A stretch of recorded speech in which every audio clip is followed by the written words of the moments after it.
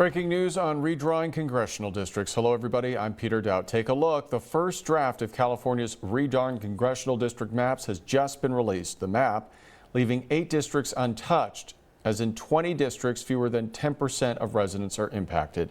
The new map placing a portion of the Coachella Valley into the 48th district. Earlier today, I spoke with local Republican Congressman Ken Calvert, who has strong reactions to the redistricting debate. All right, Congressman Calvert, first off, your reaction to Governor Newsom's push to redraw the congressional map here in California. Well, thank you for having me on. Obviously, this is a power grab. This is going back in a back room in Sacramento. I have no idea what's going on in that room. None of my colleagues on the Republican side know either. Nobody here in California knows either. It hasn't been shared with the media, it hasn't been shared with anyone.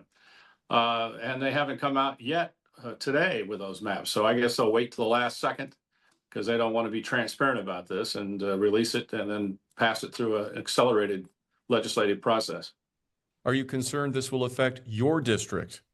Oh, they want to probably eliminate my district. They can't get me into the election box, so they want to do it through gerrymandering.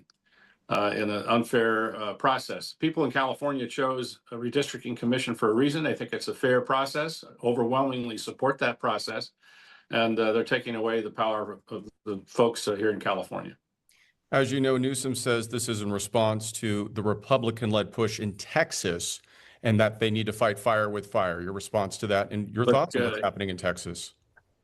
What's happening in Texas, they're doing by their state law. I obviously no impact on Texas. Texas is going to do what Texas is going to do.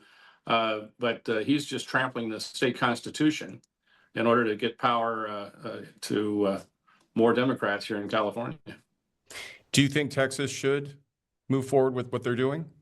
That's up to Texas. They're following their state constitution. They're having that process now. But I know the right thing to do here in California is to keep the commission, which was overwhelmingly supported by the voters here in California. Do you anticipate this will make it to the ballot?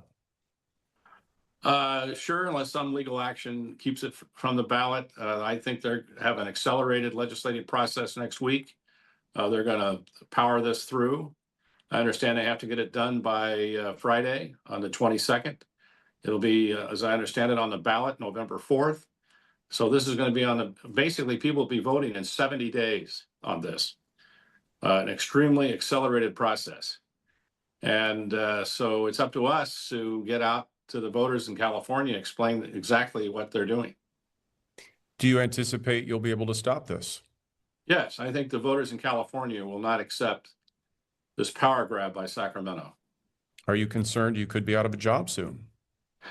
Hey, look, I've done the best I can. I'll continue to do the best I can as a member of Congress. I intend to run in the 41st congressional district because I think this initiative will be defeated.